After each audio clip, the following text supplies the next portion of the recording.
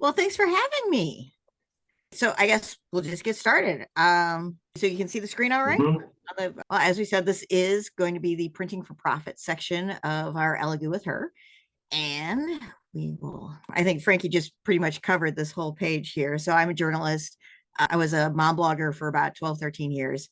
And for my 50th birthday, I got a 3D printer, which was a really good for me because my children didn't want to do popsicle sticks crafts anymore with me. So it gave me a new grown up hobby to pursue. And then I started a blog on that and began writing. And then it wasn't too long after I managed to get a freelance gig writing for Tom's Hardware, reviewing 3D printers. So I'm not an engineer and I'm not a graphic artist. I'm just a maker like everybody else. And so whenever I look at printers, I always look at them from the point of view of that beginner who just got their first printer. And so for the Centauri Carbon, I look at it like, how is this going to work right out of the box? And that sort of thing. But then also, like we said, I started an Etsy shop right away because I got so excited about my new printer that I made dumpster fire Christmas ornaments, and my friends thought that they were pretty good and I should actually sell them. And I actually did pretty well for that Christmas. But that was a lot of work. So hopefully, I can share some tips with you guys to make it a little bit easier going forward. Now, the first thing that you need to do when you're thinking about starting a business, any kind of business, is you need to get your taxes and then also licensing. But licensing, what I'm talking about is on the 3D prints. Now, unfortunately, since we are an international audience, and I'm not a lawyer and I'm not an accountant. So, for the legal section of this, I'm really just going to have to ask you to go do your research. Personally, in the middle of America. I have an LLC for mine, but for the longest time when we started, I was really just doing as a hobbyist, and I would sell occasional prints. And then I looked up how to cover sales tax. Like I said, I started with Etsy, and Etsy is really good because if you're selling, they cover a lot of the taxes for you for those sales taxes. But there's always a few weird states and areas where you're going to have to collect that tax money yourself and track it down on your own. So I would advise everybody to see if you need to set up something like an LLC to cover the business side of your venture, and then just look into your local municipalities and whatever for taxes. Here in the U.S., it's a good idea to save about 20% of your profit to cover taxes at the end. I'm doing quarterly now, so that's just something you're going to need to dig in. And there's small business administrations and groups like that where you can find more of that information. And then also, when I've been hanging out on forums, I know a lot of people talk about needing insurance. And one of the things about insurance is that the best piece of advice I can give you there is to actually call your insurance agent. My husband is an insurance agent, so I know. Because one of the things, if you call your agent, they want to keep your business. And so they will help you find what you need to do, what kind of coverage you're going to need as a business. And so they really want to help you. So just call your agent.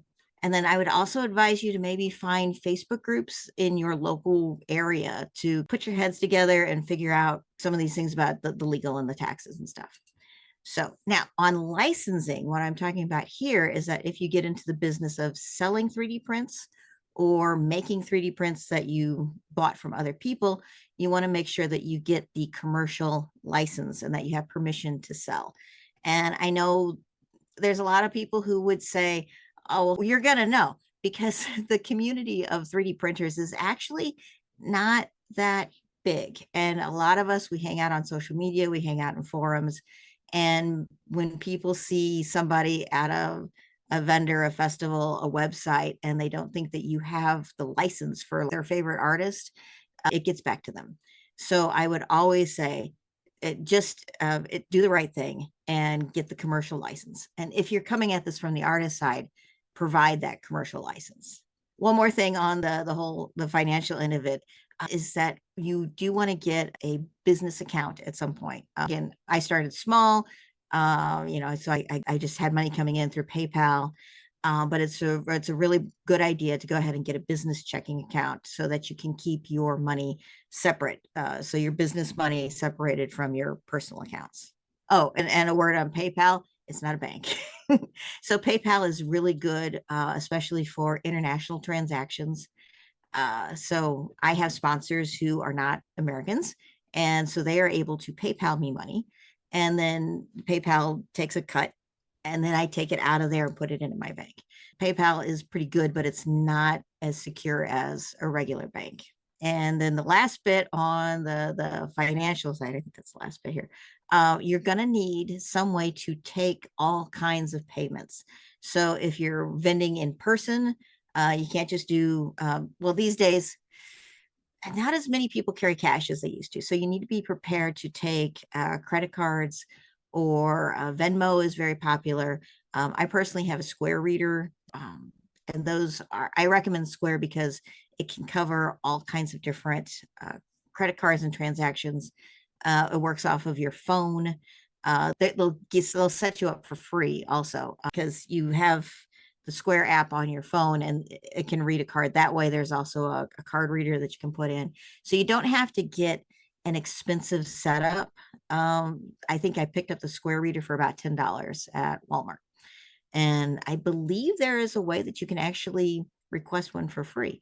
So I highly recommend Square, but you should also, how to take a Venmo payment, and how to look into Stripe and see if that's better for where you are. Now, one of the big things when you're setting out with doing a 3D printing business is figuring out, are you a designer or a maker? Now, personally, I'm a maker, so I like to make things. I'm not very good at designing them, but I took a poll of this group. I know not everybody was able to answer the poll. I'm sorry about that. But there seemed to be a good mix of people here who are both artists and makers. So if you are a graphic, or I say graphic artist, so if you're a designer, then you are designing the models, and you might be more in the business of selling those models to other people who are going to make them. And then if you're a maker, then of course you're just somebody who's looking for files that you can sell. So for example, me as a maker, one of my most popular designers that I purchase files from is Cinderwing. She made the giant dragon and the big snake back here. So anyway, so there's two different ways of approaching the 3D printing business. And then you want to find your ideal customer. One of the pitfalls when people set up a business for 3D printing, or just any kind of crafty business at all, you aren't your best customer. You want to think, what do other people want to buy from you? So if you can imagine your perfect customer, and think about who are they? Why are they shopping with you? Are they buying a gift? Are they shopping for themselves? Are you selling a luxury product? Or some sort of little impulse buy at a festival? So if you can narrow down and find that ideal customer, that will really help you when you try to find your perfect product to sell. So when you are looking for things to sell, because I know sometimes you just have a big idea of, you want to sell prints, but you're not exactly sure what you want to sell. So I advise that you could go to Etsy and do a lot of research there, because that is a huge marketplace. And you can type in the kind of things that you would like to make. And I could probably pull up Etsy, but that would be complicated here. But Etsy is a really good place to do some research, find products that are selling well, so I'm just going to use me as an example here. So I like to do dragons. The theme of my booth is Adopt a Dragon. So if I go to Etsy and type in dragons, I can see that, oh, well, here's somebody who makes a dragon. It was like a library sign. So maybe I can make something similar to that. Maybe I could find that file, or maybe I can cobble something together on Tinkercad. I do have a little bit of art skill. So then also you want to research your competition. So if you're looking to sell on Etsy, you don't want to pick something that is oversaturated. There's a lot of people who would say that, again, with the dragons, Etsy is not a good place to sell dragons because there's a lot of people doing that. It's very popular. However, when I go to a festival, I might be the only person there selling these kinds of collectibles. So they're not toys, collectibles. So you always want to put your own twist on whatever it is that you're making so that you are unique and you stand out. And then also, Etsy is pretty good for helping you research prices. Don't be discouraged by the big print farms. Now that 3D printing is getting more and more popular, it used to be that you would only have somebody with one or two printers in their home. Printers are getting so much more popular that there are people who are setting up huge businesses, doing giant print farms. And when they approach it as that model, they're going to be able to sell things for a lot cheaper. So go for the quality and focus on being a premium product. Let's see. Talking about brands. I think that when one of the important parts of setting up your business is finding a good logo and making color schemes and whatever to have a good professional looking brand. This brings a certain amount of trust and credibility to you. If you have your table is set up nice and then you've got your big logo there, you just look a little more polished, a little more presentable. So and then also for customer loyalty, maybe they don't remember your name, but they might remember what your logo looked like. So I know when I was doing the dragons, I would have people who were like, "Oh, I remember you were here last week," and they wanted to come back and see what new things I had brought. As far as making your logo and whatnot, you don't need to have a whole lot of artistic talent if you're on the maker side. I made mine in PicMonkey, if you remember that one. So I've had my logo for a long time. So Canva is a pretty good place to start for setting up, finding your logos and your branding and whatever. This presentation was made on Canva. So there's a free side of it. And then also, I think the paid version is $99 for a year. And that gets you access to all the other logos and whatnot, or the clip art. And they have some pretty decent logos that you can start with and find yours. And then if you need help, you can hire a pro. I would recommend first looking around your friend group, since we are kind of in an artsy sort of business. You may know someone who can draw you up a nice logo, and perhaps you can trade. I will print you some stuff if you do some design work for me. And if you don't have a friend who can do that sort of thing for you, there is always Fiverr. And I think there's also, you can look on Etsy for designers to help you set things up. When you are selling stuff, there's basically two places you can do it online or you can do it in person. So if you are selling in person, then that would be at like festivals and craft fairs. So I would advise when you're just starting out to not run out and buy everything all at once, all fresh. Personally, I'm using a camping pavilion. So I would really like to have one of those several $100 custom pavilions, but I don't need it. So I'm good with the camping pavilion. You can shop your closet. So see if you've got, do you have any tablecloths? So you don't have to buy those. Although this one, $12 at Walmart. So a nice black fabric tablecloth will look very professional. I have folding chair. My tables are folding, so they fold up. And they go in the garage. Also, Walmart. For your shelving and your risers, since we are 3D printers, you can make a whole lot of stuff on your printer. Just give yourself a little bit of time to be able to build it, because these are going to be some large prints. I have an example here. I've been starting to dig things up. This is also from Zoo 3D, so I use some of her prints. So this is one of her files. Now this is a very small thing. It was made for displaying small objects, but you could probably scale this up a little bit. Or just, there's a lot of things like this. I use a file very much like this that I designed in Tinkercad, and I put it on a Max printer.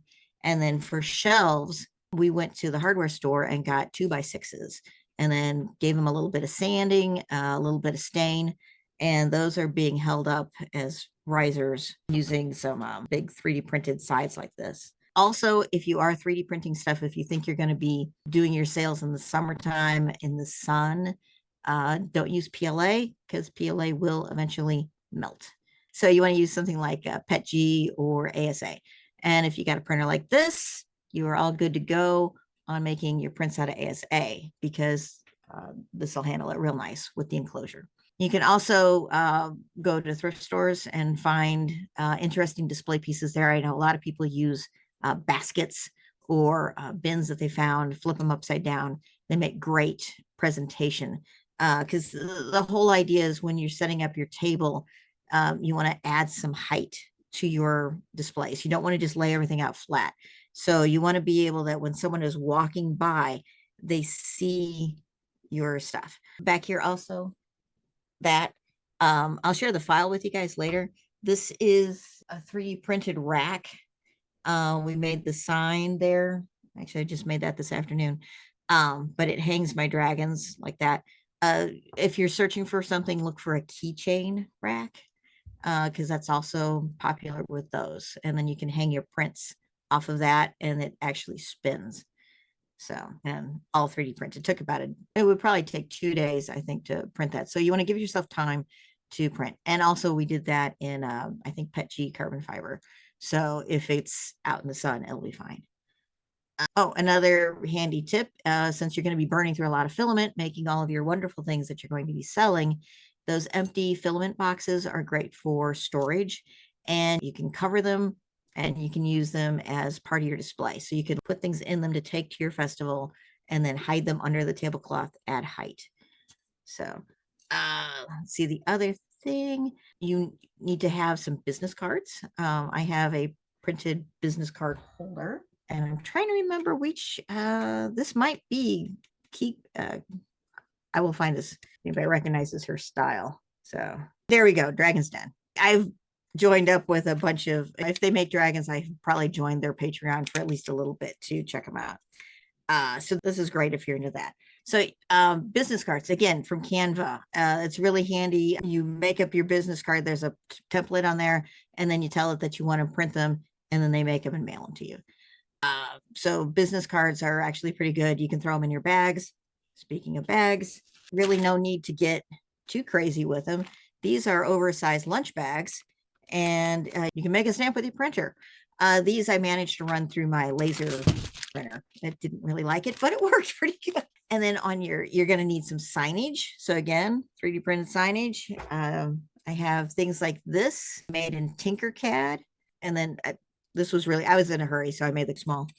But if you don't have time to print everything, it's okay. If you still have a color printer, I don't know if that's still kind of old school. Again, Canva, I made a little graphic, and this isn't an IKEA frame. So it's the kind that just stands up by itself. So you definitely, when you're selling in person, you definitely want to have everything labeled with prices on it. Because I know this was something we were talking about in another group. I know I've been to people's booths and I looked at their things, and if they aren't labeled with the price, I may assume that I can't afford it. If I got to ask, maybe I can't afford it. So I just moved on. So it's very good to price everything and then also be pretty obvious about it. And then when you are, how I do it is I make up these tags. I think I had one. So again, Tinkercad. So I made just a little chip to color print. You can do a layer swap. So you don't need to have a fancy color printer. You can just do a layer swap. And what I have is I've got red, I got blue, and I have yellow tags. And I hang these on the dragons with a rubber band, but this can also work on pretty much any kind of product. Tag them with a color. And then that way, you always know that you want, this is going to be your expensive, your medium, and your inexpensive product, but you aren't needing to nail down a price right now. So for example, with the pricing, sometimes it's good to start out a little bit higher, and then you can cut yourself some slack that you can have a sale. Or when you go online and you ask other people how they price their stuff, I'm in the Midwest. We are a little bit cheaper here. So no one's going to buy a $50 dragon. They might buy a $20 dragon though. So it's one of those things. So by having the color tags, I don't have to reprice everything if I change my mind later on how I want to sell things. Oh, and then also for selling in person, I would suggest you get a whiteboard so that you can write up a sign saying whatever last minute additions you have. Or if you want to run a sale, you can write it up on your whiteboard. And then on your inventory, Boy, there's a lot on this page. On your inventory, when you're printing things, you want to keep them separated by price because that'll just make it a whole lot easier on you. One of the things, show and tell, I have tubs. So these simple tubs, picked them up at, I don't know, probably Target or Walmart or something. So I can throw things, they come off the printer, they go in here. I know what price they are. And then later when we are at a show, I just take the lid and let people dig through it. We'll clean that up later. Oh, and then with the tablecloth going all the way down to the floor, that gives you a place to hide your inventory. And the whole idea is just keeping vending booth nice and neat and presentable. So more on selling in person. Where do you find the places to sell? Facebook and Reddit are actually really good for this. You can search craft fair, maker market, vendor. One of the ways that you can Google, I found that if you type in craft fair and the name of your local high schools, you will find all kinds of sales that are being held. Personally, in my area, a lot of the marching bands sponsor Christmas markets. And if you can get on these, they're really good because the marching band kids help you set up the table because they have to put in their community service hours. They're the charity. So those are really fun. And then also because they're at the local high school, there's a lot of word of mouth going around. One of the things when you're looking for markets to sell at, try to find those that are shopping events because when they're shopping events, they're there to buy. And that's better for you as a vendor. I've heard a lot of scary stories from people who went to places where it was mainly a food event or something, and nobody wanted to buy the things that they had crafted. So if you can find shopping events, those are really great. And then the big markets are often very popular and they're well known by, if you're just getting into this, there's people who've been doing this for years, of course. So if you find something, the lead time may be as much as 6 months. So right now you might need to be looking for summer events or even fall. So if you find an event and they don't they don't have any openings or they've already closed it, keep track of it, make a list, and then put it on your calendar for next year that you want to apply for whatever the big apple butter festival or whatever it is in your area. Oh, and then another thing that's great about Facebook is look for the vendor groups. And they don't have to be 3D printing vendor groups because there's not that many of us. Just any sort of vendor group. There's a lot of people on Facebook who they just swap ideas. How do I set up my table? What are we using to do? And a lot of crafty things apply no matter what sort of thing you're selling. So now switching to online. If you're selling online, this is like Etsy, TikTok, maybe Facebook Marketplace. And actually, I would advise you to try both. So a lot of people are talking about Etsy isn't as good as it used to be, or Etsy charges a lot of fees, which is possibly true. But Etsy is the best known marketplace for crafty things. So I think it's still worthwhile to at least try it out because while it's very, very cheap. They charge, I think here is 20 cents per item that you would list. So there's a very low bar to entry. So it doesn't hurt you to go ahead and try it. I don't know a lot about TikTok. I had to do some research on that one. I haven't tried selling on TikTok, but one of the things there is that you want to create engaging content. You want to be entertaining. So you want to be like an entertainer who has a product to sell, because nobody wants to buy stuff from someone who's just sell. So in the 3D printing area, I know there's a lot of people who were doing social media things anyway, YouTubers, or people who just jumped onto TikTok to be social, and then they started. And so they're telling you about their 3D printer, and then, oh, by the way, you can buy this thing that I have printed. I think it's a little bit misleading for some, because one of the first people I heard of who was selling well on TikTok was Uncle Jesse, who is a big YouTuber. And he did a YouTube on how he made $3,000 selling this, I think it was a ghost or something. And it's a little bit disingenuous because he already had an audience. So he wasn't just coming out of the blue with, look at this cool ghost. He had a built-in customer base, basically. So there are a lot of people who wanted to buy things from him because they already knew him, they knew his brand, and they knew that he was a good person to buy stuff from because they'd been watching his YouTube for a while. So if you're starting out fresh, you want to build up that audience and entertain them and show that you know what you're talking about. On Facebook Marketplace, again, I don't have a lot of personal experience with that because I don't know, it's kind of like the Craig space or whatever. Anyway, but it is free. Facebook Marketplace is going to be local. It's going to be super quick. I've heard a lot of people have had good luck with it, but I would just watch out for the scammers because unfortunately that's an issue there. And that when you do sell something, then you're going to have to meet them in a public place, bring a friend. So I know I've purchased a couple of things through Facebook Marketplace with some craft groups, and it involved going to someone's house and grabbing their item off of a porch.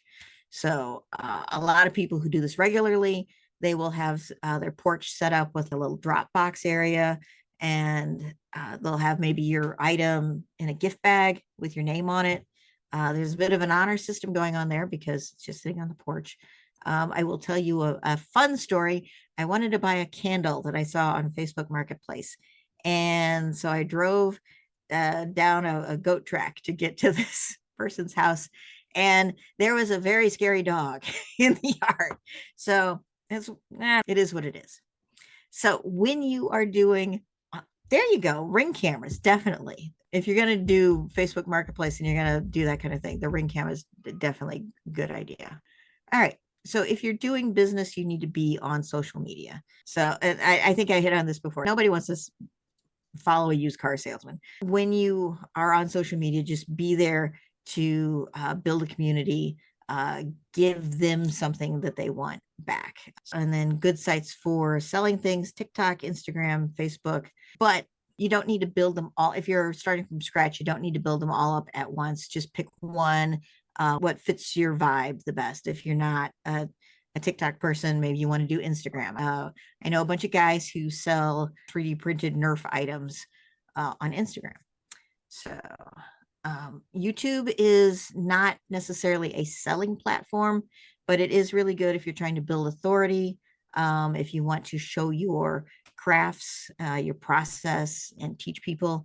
And then also if, hey, and you can buy my stuff over here. So websites, like I said, I'm a big fan of websites.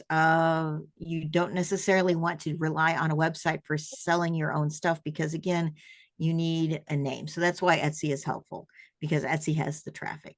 And we need to get printing. So you need to get familiar with your printer. One of the things that I hate seeing are people who just unboxed a printer and they're gonna go make money. So first, figure out your printer, tune it, and see what it can do. It's a great machine, but what kind of filament you put in it may need to have some slicer settings adjusted. I would suggest that you use cheap filament, but you don't print cheaply.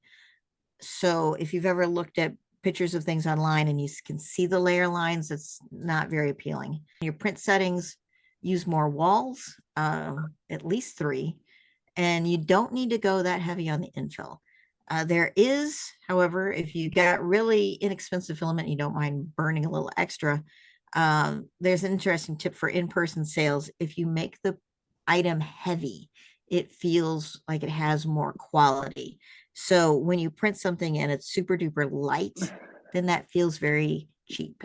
So that kind of helps make your item feel like it's worth the purchase. Smaller layer lines are more detailed, but you don't need to go like a 0.1. I've seen a lot of people who wondering why their print took 3 days, and it's because they were using microscopic layers. And that's not really necessary. A standard 0.2 layer line is generally good enough for these sort of things. And then also to hide your layer lines, you can use fuzzy skin. I love glitter filament. Glitter goes so far to making things look clean and professional. And then for single color printers, you definitely want to bust out the rainbow, the dual color, and the tricolor filaments because those are going to add so much pop. Now, granted, not everybody's selling dragons, but just whatever you're selling, I love to get the filaments that are just a little more interesting. So I don't just buy white filament. Let's see what else we got. Also, you want to be able to stay nimble. So if the trends change, you need to keep tabs on the changes on the trends. So one of the nice thing about 3D printing, if something is hot tomorrow, you can start printing it tomorrow. And finally, start small. So you don't need to go out and buy a whole print farm. So if you have one, start with one printer. So it's okay to test the waters with those smaller markets. I spent a lot of time last summer doing small pop-up markets. It was only, I think, $40 for a table. And then I did several over the summer to see what was selling. And then each week I brought something a little bit different. And then as you get money back from making sales, then you can invest in maybe a better table, maybe another printer, maybe a little bit something extra for your display. So don't run out and buy all the things at once. It's really not necessary. And I think that's the end of my presentation. Bye.